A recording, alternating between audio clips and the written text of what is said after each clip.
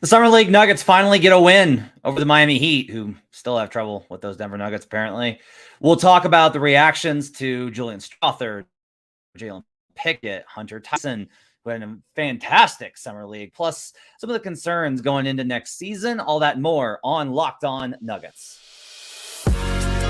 You are Locked On Nuggets, your daily Denver Nuggets podcast. Part of the Locked On Podcast Network, your team every day.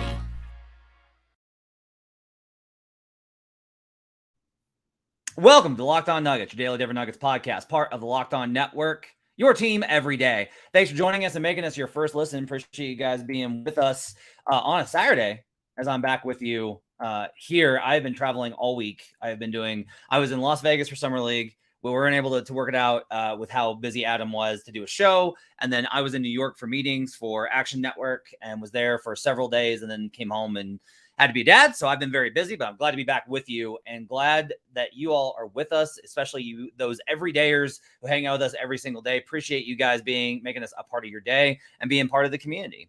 Want to let you know you can find us on any and all platforms, including Apple Podcasts. 5-star reviews would be awesome if you got a minute.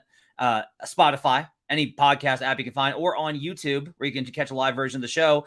And even on Saturday, we got folks like Josh Winninger, Kelvin Long, Dr. Van de Strand, Danny Biggs, Marcel Zero, all sorts of folks hanging out with us in the chat segment.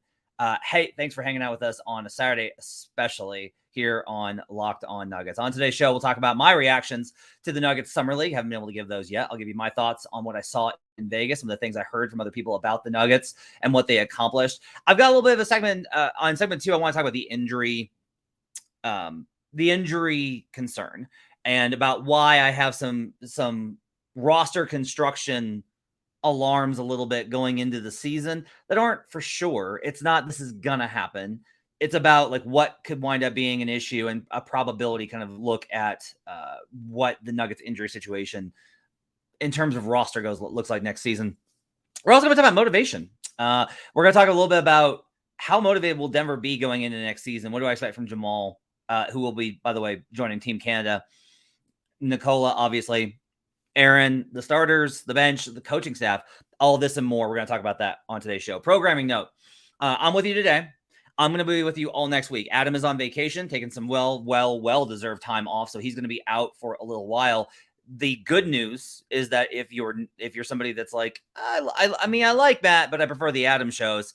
I'm going to have guests next week, and I'm going to have some really awesome guests next week. I've already got them lined up. They're going to join me. And what we're going to do next week a little bit is we're going to actually,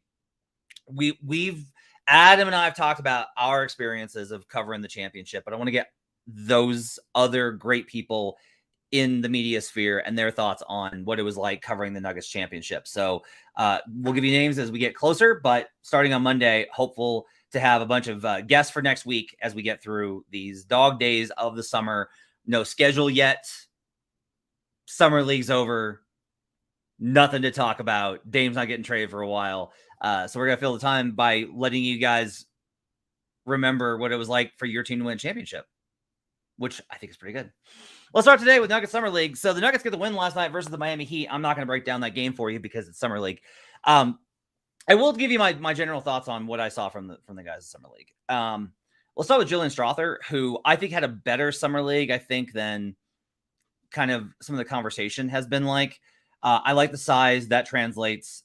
One of the things I thought was impressive from his first game, and it really kind of carried through, is Strother showed more off the bounce. And it wasn't that he was like finishing through contact and scoring all these points, but the ability to just be like pump fake, drive into contact and absorb a foul with his size and athleticism, that matters. Like that's a building block because you can get to the rest of the stuff. But if you just don't have the handle and you're not confident enough in it to be able to get into the teeth of an NBA defense, you're going to be solely a 3-and-D guy. And that's going to make it hard for you to kind of be an impact player. We saw this with Christian Brown a little bit last year, right? And Christian's a better player now than Strother is. But like, and last year coming in, but Christian in the beginning was very much trying to like just spot up. And then as the season went along, he started to cut more and get more involved in the flow of the offense. And you saw him add these other ways for him to impact. And yeah, there were times in the playoffs when that got a little bit out of control and you saw some of the greenness on Christian there. But in general, what you want from Strother is, this is a good comment from Danny. He's more well-rounded than I thought he'd be. That's the same thing that I thought, which is the projection was mostly just like, hey, he's just like a 3-and-D guy. He's just going to be like a shooter. And instead, I thought Strother showed like a good combination of athleticism and skills. And a lot of this is you get into this interesting question when you're in a spot of being a late first round pick. Should you go for somebody who's exceptional in one or two areas? Because that's what happens a lot. Is they either take like pure shooters or they take hyper athletic prospects that you can kind of mold into something. That's honestly a little bit of Peyton Watson. And so like Strother, I thought was good in that he looks like, no, he can do a bunch of things. He's just like a basketball player that can fit. And then like, yeah, if the shooting skill with repetition and time gets him into a good place, maybe that pops, or maybe he adds something else, or maybe turns into a top light defender. You still have these potential outcomes with him, but the baseline of an overall combination of skill was higher than I expected to be. So I thought Julian had a really good summer league. Technically speaking, the Nuggets do have one more game. I'll note this. I'm recording this on Saturday before the game, unless an injury occurs, in which case we'll do a reaction episode. Summer league's mostly over. Like we know what we've seen now.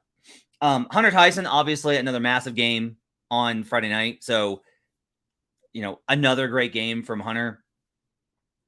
I'm not going to just to take that and put him into any sort of rotation spot or put expectations on him, because I've seen enough guys that have either struggled in Summer League and then been in the rotation from day one, and guys have done well and struggled. But I will say, like, you'd rather them excel than struggle. Like, you would rather them, they would rather them have good moments than bad.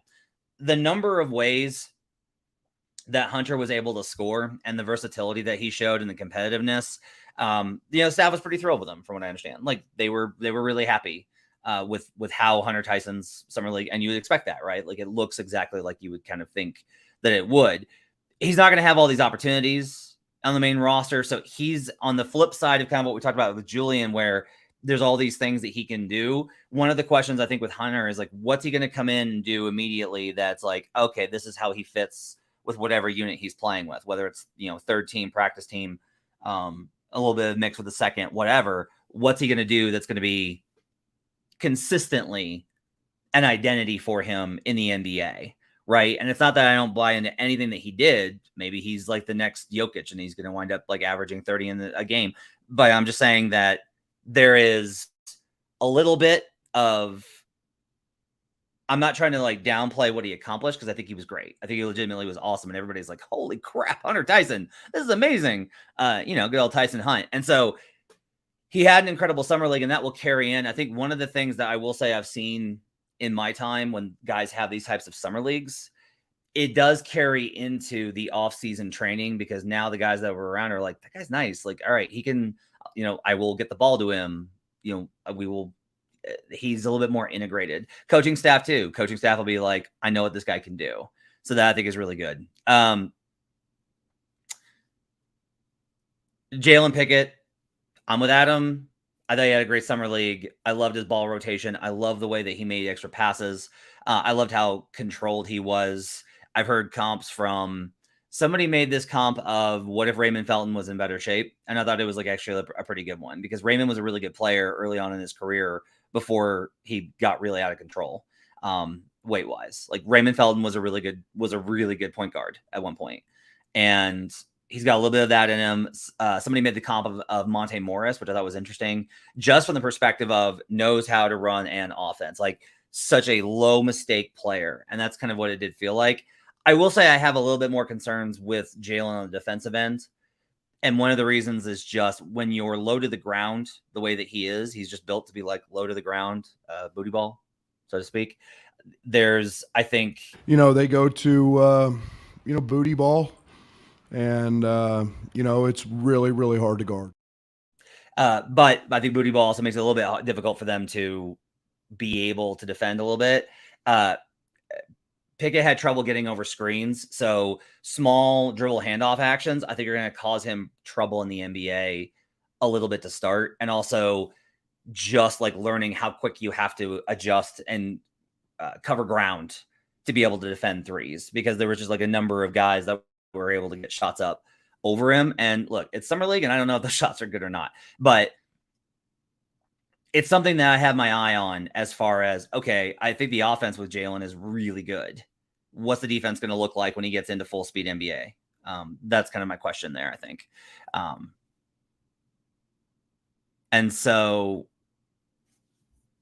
Danny says, Pickett play makes out of the post away 5s do at 6'2", which is so unique. Yeah, he's like a different player.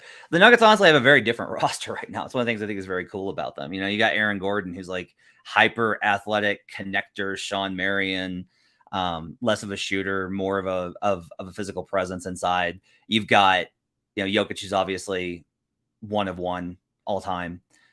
Jamal's even a little bit different in that his combination of floor general and shot maker at right now is at a very high level. I was thinking about this while I was on the plane to Vegas, that one of the things that Jamal kind of strikes me as the way that he plays, honestly, is a little bit of Chauncey Billups.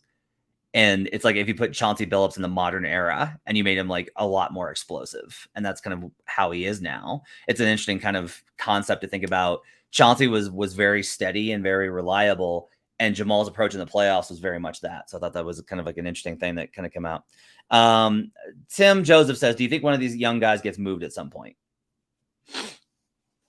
One of the young guys? Yes, I do, probably. Like I've said this pretty consistently, and we'll talk about this on the other side, that I don't think that this roster is going to look like this by the time that we get to the trade deadline. That everyone coming out of Summer League always is like, well, we know what this team is going to be. And then it's like, no, you don't. Like, you don't know what this team is going to be. There's going to be changes. There will be changes that are forced from things, that from various things. And injury is going to be one of those. And we'll talk about that on the other side when we return. But first, I need to tell you about Ibotta.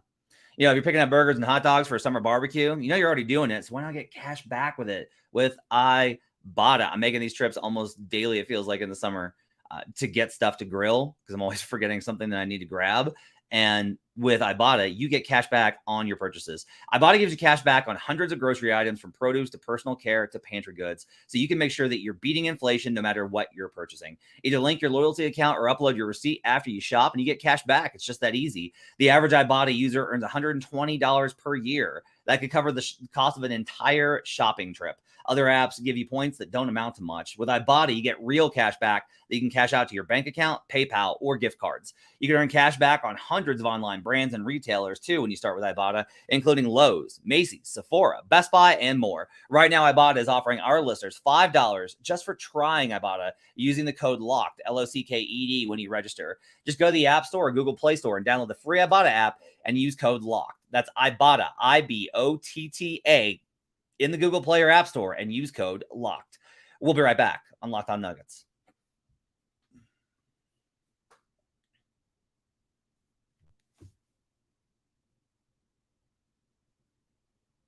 Back here on Locked On Nuggets. Thanks for joining us and making us part of our day. Appreciate you guys being with us. So I did mention Peyton Watson. I'm kind of with Adam that it was a little bit all over the place. I think I have a little bit of concern about where P. Watt's going to be in the rotation right off the bat, just in that there's not an alternative. The question is going to kind of be like, what does it look like if Watson's not having a good game? What does that look like? The problem I kind of find with any of this analysis, though, is I have these questions, and it always runs into, can it be worse than the bench last year or the year before, right? The bar is so low here. And somebody said that Jeff Green is addition by subtraction. And that feels to me excessive, but I can't really argue with it, right? Like, the numbers are going to speak for themselves. Most bench players are going to be a negative. You're going to lose your bench minutes most of the time. Most of your guys are going to have it. Like, if you look across the NBA, very few bench guys have positive on-off splits.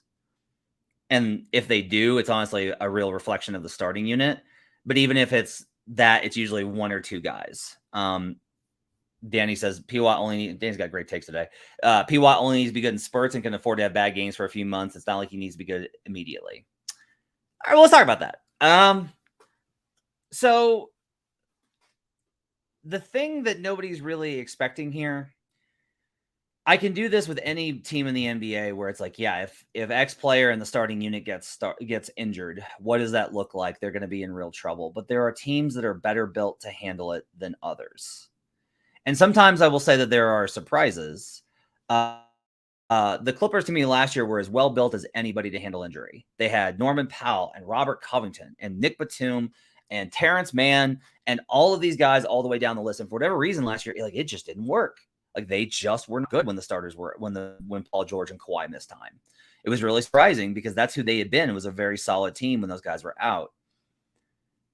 I do think that there are, as much as it's like, look, there's going to be injuries. Nobody ever plans for it, but there's always injuries. Even on a small scale, the least injured teams still had guys that missed time. The Kings maybe were the exception. They were crazy healthy last year. But I will say that the roster construction, I felt better about it last year than this year. When Jamal needed to miss a game, Bruce Brown could step in and they would absolutely kill with those lineups because Bruce and KCP are like that defensive identity next to Aaron was great with obviously Jokic, who everybody's good next to. If KCP needed to miss a game, Bruce could step into that. If MPJ was out, as he was for a little bit, Jeff can step in and play next to Jokic, and those minutes are still positive. Jeff wasn't so bad that the minutes with Jokic were negative, right? Aaron stayed pretty healthy, had the rib issue, and those kind of actually got a little bit dicey. Aaron's a little bit more important, I think, than people realize. Like, Jokic is obviously, like, your chances of winning drop from 70% to 40% without Nikola. Jamal, I think it goes from 60% chance to 45-ish, right? But I think Aaron's probably a little bit more important. The question is, if Aaron's got to miss time, and you can either slide MPJ to the 3 and play Zeke at the 4 or Vlatko, right? I feel okay about that. I feel all right about that. I feel not great, but I feel okay about that. Vlatko's minutes with Nikola have been good. Zeke's minutes with Nikola have been good. You're probably okay there. The drop off is pretty significant, and you know that. Like, you're just gonna lose. You're gonna lose the bench minutes more. You just are. The deeper that you go into this, and I also. This is really important with the rookies. Good rookies have negative on-off splits. They don't win their minutes. It's very rare for rookies to win their minutes, no matter how good they are. And if you're wondering what I mean as far as like the extreme on that, the plus minus for Kevin Durant in his first 2 years with Seattle and then OKC were horrific. Like, that's Kevin Durant as a rookie. And they just were not good. Like, it's just very difficult historically for that to happen. Paolo Banchero last year on the Magic, minus 4.2. Okay, on court. They were plus 1.0 when he was not on the floor. Now, a lot of that's like the surrounding talent, and there's all these kind of things that play into that. But I think the issue is just the floor for rookie minutes gets pretty low. And again, I don't know how to kind of pin that against how bad the bench was last year with first DeAndre and then Jeff, right? Aaron's not playing backup center full time. We'll start there. Like, they're not going to do that. They didn't do that all season. They know that Aaron's going to have to play 5 in the playoffs, but he will not play 5 in the regular season much, if at all. And I think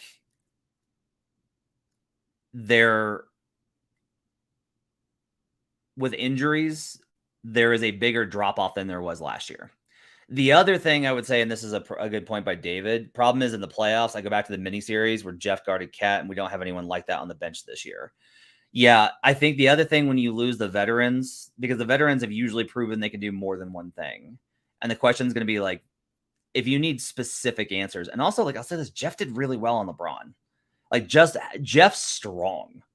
Jeff Green is a strong individual. He's slow, but he's strong. And the Nuggets really won a lot of these series with raw strength. And not having that, I think that they're going to miss that. And they can maybe adjust around it. Danny says Zeke can't guard Cat. I would tell you I would be concerned about it, but maybe not. Like, here's the thing. Cat's not going to put him in the post and beat him up. That's not what Cat does. If Cat ever does figure that out, if Cat figures out a way to be like, I'm going to play face up, driving into you, and if I need to, I'm going to post you up, then Cat's going to get to an entirely other level and be a much better player and be a problem, right? Zeke can probably guard the way that Cat plays. That's probably true. Like, Zeke can probably handle it. I worry a little bit about the rebounding there. I worry about his durability. I have a lot of concerns with Zeke, but he can probably handle how Cat plays totally fine. And the switching with everything is probably optimum, honestly, with getting Zeke on Anthony Edwards pick and roll, right? So again, what we kind of get to is there are areas, though, where the Lakers have beefed up. Like the Lakers are specifically trying to get a bigger center to go next to AD. It's very clear to them that they can't do AD at center anymore. Like it's embarrassing, honestly, for them, but it's true. Like their best lineup in terms of offense is AD at the 5, but they can't do it because of what he does on defense. Just can't do it. He can't handle the physicality. So they're going to get bigger. Like everyone's going to try and get bigger except for Phoenix, who I think is just kind of continuing their program. I do want to say, Danny says, love Zeke, but love Jeff, but I'll take Zeke's rebounding. Okay. I hear you. That like I caught all the comments from Jeff Green had 0 rebounds, et cetera, et cetera, et cetera. I have concerns about Zeke's rebounding. I'll just tell you, like I have worries about it. He's still slight. He's more muscled, but he still has a slight frame. And it's not that it's like, can he be better than Jeff Green? Okay, sure. But some of the times these things are about what's the rebounding percentage with them on the floor. So we'll see kind of how it works out. But this is all kind of centered around those guys in particular. If you're facing a specific opponent, the Nuggets, if they have an injury, are going to have fewer specific answers to those things.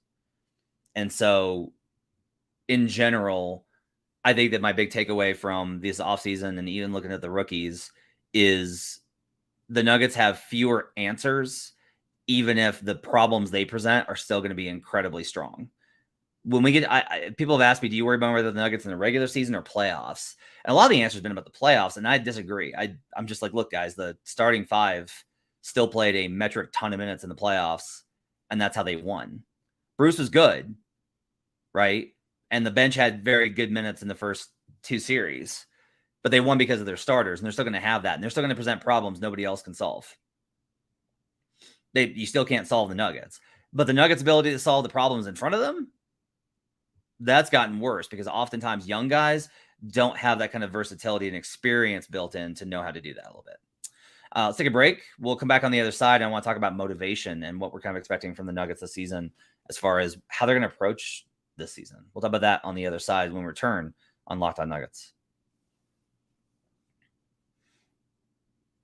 Back here on Locked On Nuggets. Thanks for joining us, making us part of your day. Appreciate you guys being with us on a Saturday. I'll be back on Monday. I have guests all next week. We're going to relive the championship run by your Denver Nuggets, get some perspectives from everybody out there and what they'll remember from this incredible season that was. So motivation, I think, is an interesting one. Jamal's going to play in Team Canada. So Jamal is going to have played into mid-June, have a month and a half off. They'll start here in a few weeks, and then he's back in training camp for Team Canada and then playing in FIBA all throughout August and into September. He'll have 2.5 to 3 weeks, and then it's training camp. Don't know on Nikola yet about Team Serbia. We'll see how that works out. I think if you're a Serbia fan, he needs to play. If you're a Nuggets fan from Colorado, you're probably like, I would rather he didn't. Those kind of things I think are interesting. Leo says good, he won't come in rusty as far as Jamal goes, and that's an interesting question, right? Jamal always has these slow starts. Does playing in Team Canada keep him in rhythm? Maybe, but it also means he might run out of steam, and I think you really got to watch out for the injury because he is still. Those injuries are things that he's going to have to manage. He was still ice on the knees, like he was taking knee soreness nights off, end of last season. So there's maybe an upside there, but there's also, I think, concerns. I have a hard time saying like what the Nuggets motivation is going to be because after you win the championship, it's just pretty rare that you're like, I really want to go out and win more games. There are exceptions, right? The Warriors won the title in 2015, came back and started up at 122 in a row and, tracked down 73-9.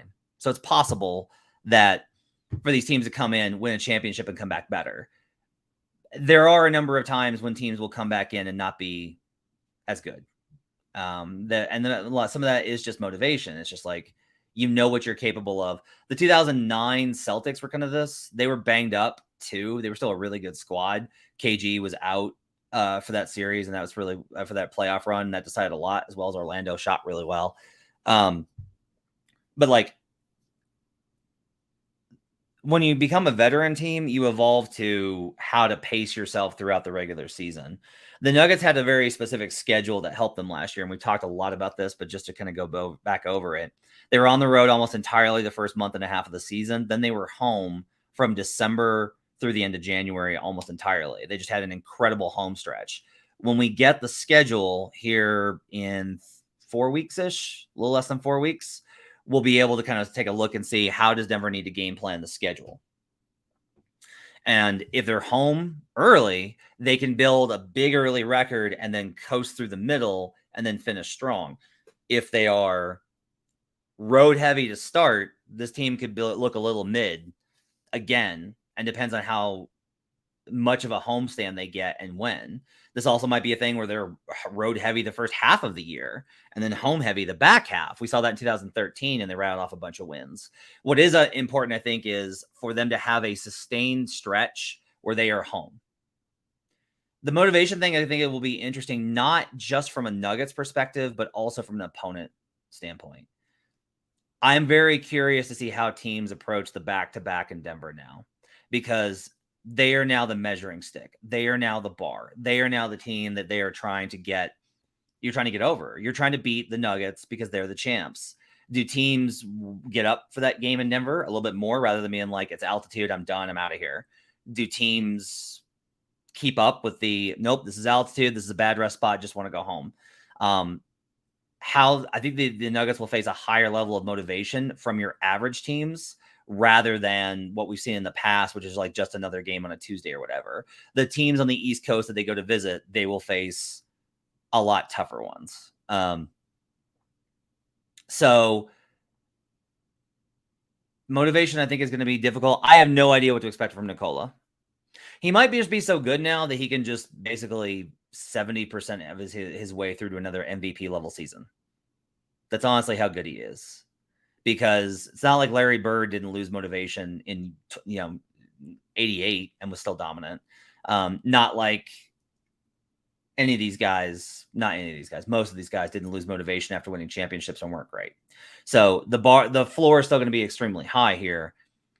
I am kind of curious about how refreshed, how engaged, and how focused they come into camp. I don't think they also need to. I want to be very clear on this, that my question about their motivation is not a challenge and it's not a doubt. They don't have to take the regular season super seriously. If they can land a top 4 seed, I will be totally good with the Nuggets having a very good chance of 30% or better to win the NBA title. They're good enough. They got to be healthy, right? So you have to balance these type of things. But I am very interested to see what their approach is. Danny says this, and it's salient. Those Jokic defensive low light compilations are going to be so bad come March. Accurate, I think there's just going to be a lot of I